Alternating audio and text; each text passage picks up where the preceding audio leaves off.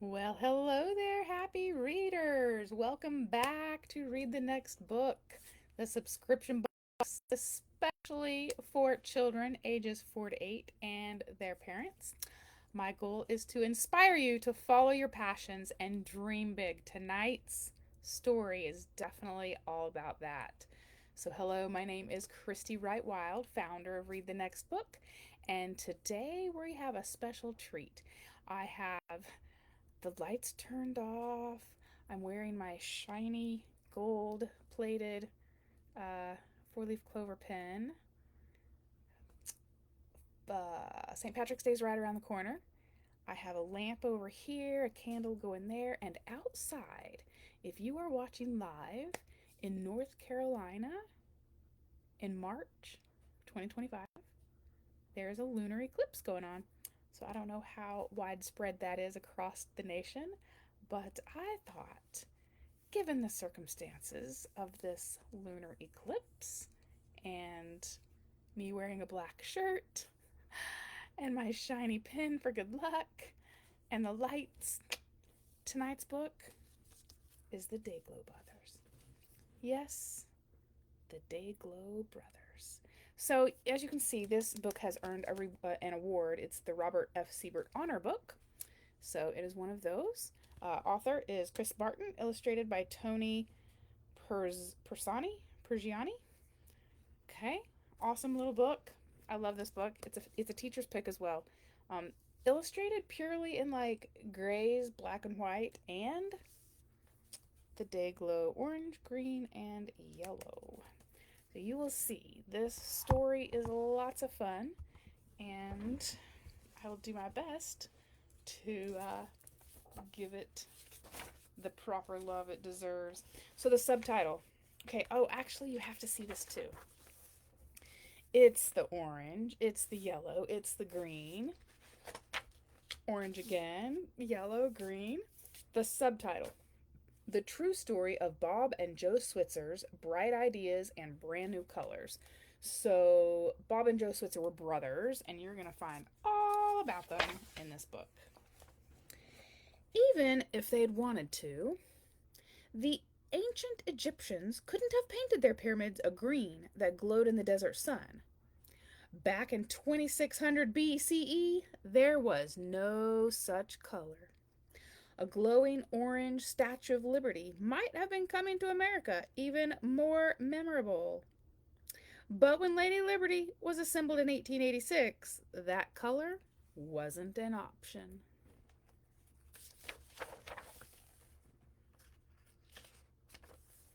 And in 1920, let's see if I can do this. If young Bob and Joe Switzer had thought their family's Montana cottage would look better with a yellow glow, they would have been out of luck too. But not for long. After all, it was the Switzer brothers themselves who would soon bring those eye-popping yellows, oranges, and greens into the world. It would just take a few bright ideas.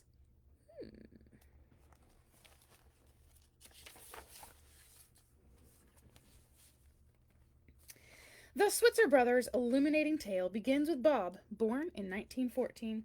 From early on, Bob loved to work. He earned money shoveling snow, picking beets, and using a souped-up Model T Ford to round up wild horses.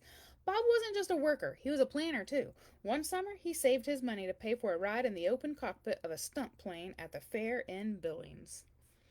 Joe, younger by 15 months, exerted himself a lot less than his older brother. Practicing magic tricks was more his speed. With his knack for sleight of hand, he made metal rings and playing cards seem to disappear and reappear. Joe also had a problem-solving streak. His dad had kidney trouble and a bad back, so Joe rigged a mirror, allowing Mr. Switzer to lie down at the back of his drugstore and still watch for customers coming through the front door.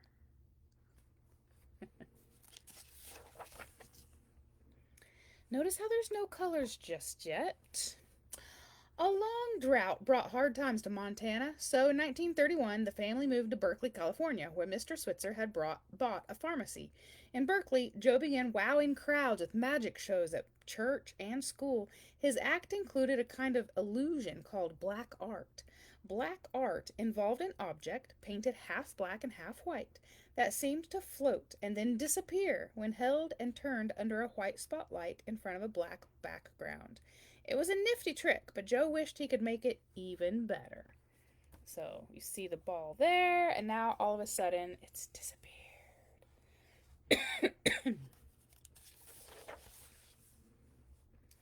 While Joe was set on showbiz, Bob wanted to be a doctor. Doctors made good money, he reckoned, and like pharmacists, they helped people be healthy.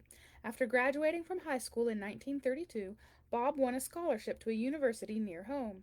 In 1933, Bob took a summer job inspecting railroad cars at a gigantic pickle and ketchup factory. That could be fun. One day, when Bob was climbing into a car full of ketchup bottles, the barricade he was standing on collapsed. Bob fell about 12 feet and hit his head on the concrete loading dock. The fall gave Bob seizures and double vision. It damaged his memory and ended his plan to become a doctor. Bob had to spend several months at home healing in the darkened basement. Whew, that sounds rough.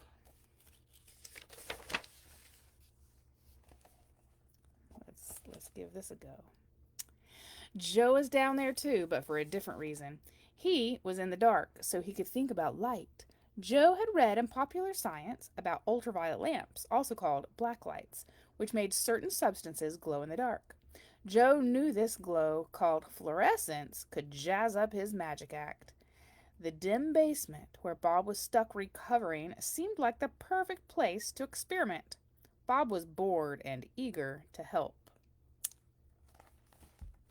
Together, the brothers built their own ultraviolet lamp. One night, they took it into their dad's drugstore. In the darkened storeroom, they aimed the light at the bottles and boxes on the shelves. There in the dark, the chemical-stained label on a bottle of eye wash emitted a yellow glow.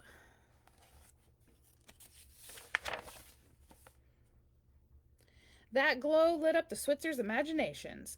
They brought home lots of books from the library and began learning how to use different chemicals to make glow-in-the-dark paints. In regular light, they looked plain, but under the ultraviolet light, they radiated bright, attention-getting colors. Bob thought they could use the paint for more than just Joe's magic act. They could sell it for use in store window displays and make a little money to help cover Bob's medical bills. So you've got a little bit of glow-in-the-dark stuff going on.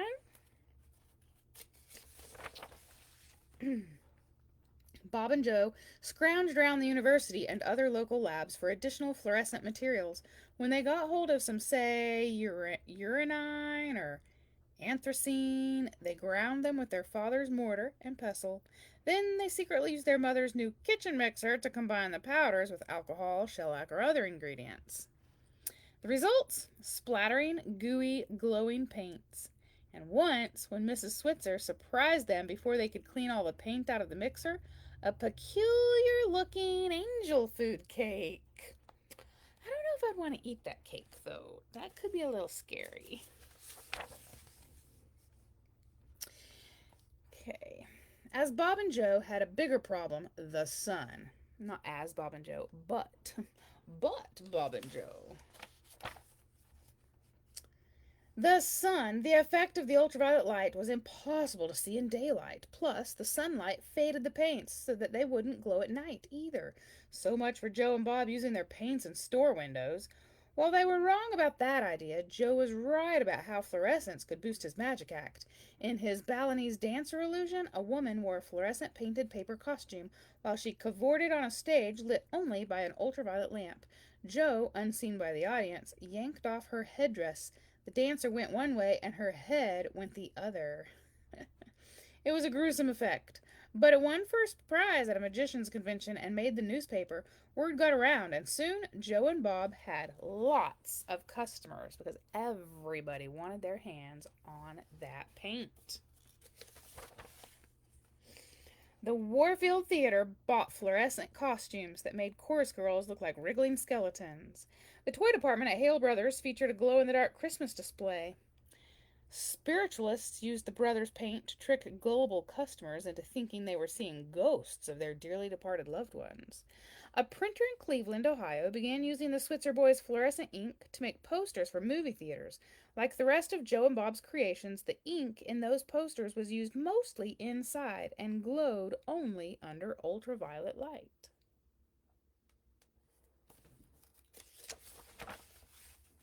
Oh, we got a little brighter color going on here. But one day in May 1935, when Joe was away drumming up more business, Bob made a curious discovery. He had dipped some silk fabric samples in a boiling combination of alcohol and fluorescent dye. Then he hung the samples in the backyard to see whether sunlight would fade this latest concoction. A little while later, Bob was in the front yard when something caught his eye. Even at that distance and in ordinary daylight, he could see that the fabric in the backyard was glowing. What had caused this? The alcohol, the dye, the boiling, the silk? Bob didn't know, and with a million things on their minds, he and Joe didn't have time to figure out the answer. Not right then, anyway. But believe you me, they'd be back. Soon, the brothers decided to focus on their big customers back east and leave Berkeley behind. With new suits, $90, and a back seat full of fluorescent inks and paints, Bob and Joe drove off to Ohio on New Year's Day, 1936. There, they settled in Cleveland and earned a living by providing colors for fluorescent posters. But they also kept chasing after better colors and new ideas, each brother in his own way. Bob was a morning person, and Joe liked the night. Joe might wrap up his work and hit the hay not long before Bob awoke to begin his research. Bob focused on specific goals, while Joe let his freewheeling mind roam every which way while he tried to solve a problem. If just one experiment out of 1,000 succeeds, Joe would say, then you're ahead of the game.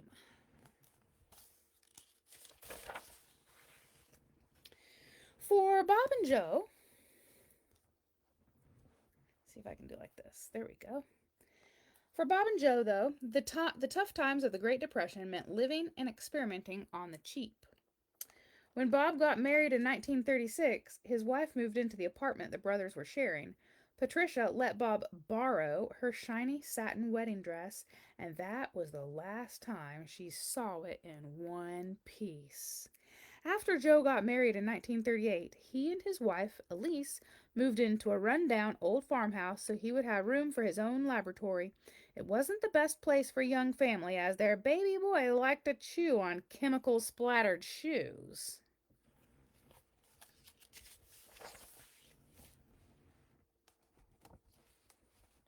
But Bob and Joe's efforts paid off brilliantly. One day, they drove out to the city of Sandusky to check on a new billboard they had developed.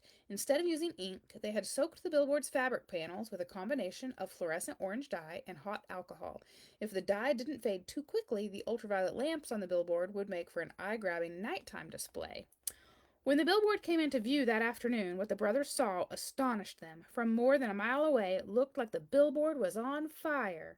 When they got up close, the Switzers didn't find any flames. Instead, they discovered something even more exciting. It was just like those silk samples Bob had seen in his backyard in Berkeley. Even without the ultraviolet light on, the billboard was glowing bright orange in the setting sun.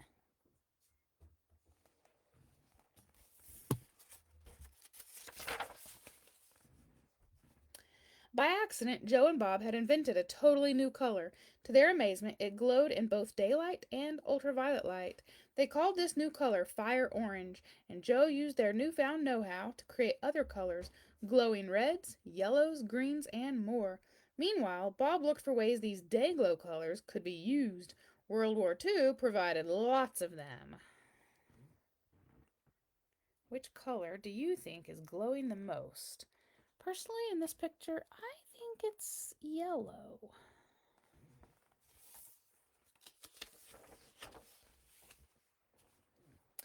Day-Glo fabric panels were used to send signals from the ground that could be seen by an airplane 10,000 feet in the air. Survivors of disasters at sea used the panels in lifeboats to improve their chances of getting rescued. Day-Glo buoys marked areas in the water that had been cleared of floating explosives called mines. Aircraft carrier crews, clad in Day-Glo suits, lit by ultraviolet lamps, guided planes to nighttime landings. In small but certain ways, the Switzers' inventions helped the United States and its allies win the war.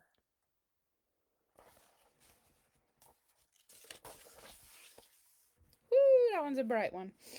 After the war, Bob and Joe's colors made them rich. Day-Glo began to brighten everyday life back home. The colors made their way onto gas station signs and detergent boxes, traffic cones, and magazine covers, including Joe's old favorite, Popular Science.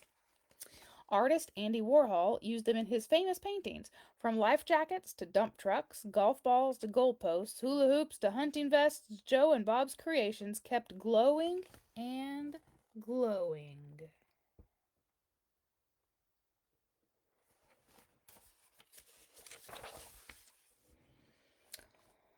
When they were growing up, Bob and Joe Switzer wanted different things. Bob wanted to make his fortune by becoming a doctor, and Joe wanted to make his mark on the world through magic. At first, it may seem that neither brother ended up where he wanted to be, but in that darkened basement, the Switzer brothers began to look at the world in a different light.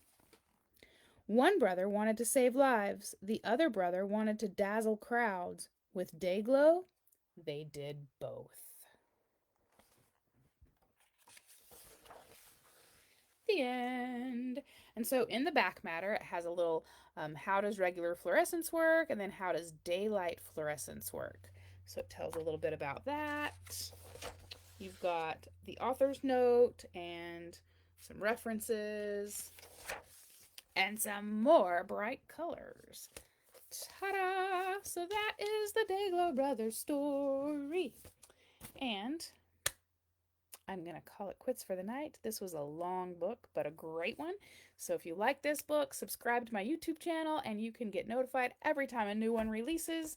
And I will catch you guys in the next one. Bye!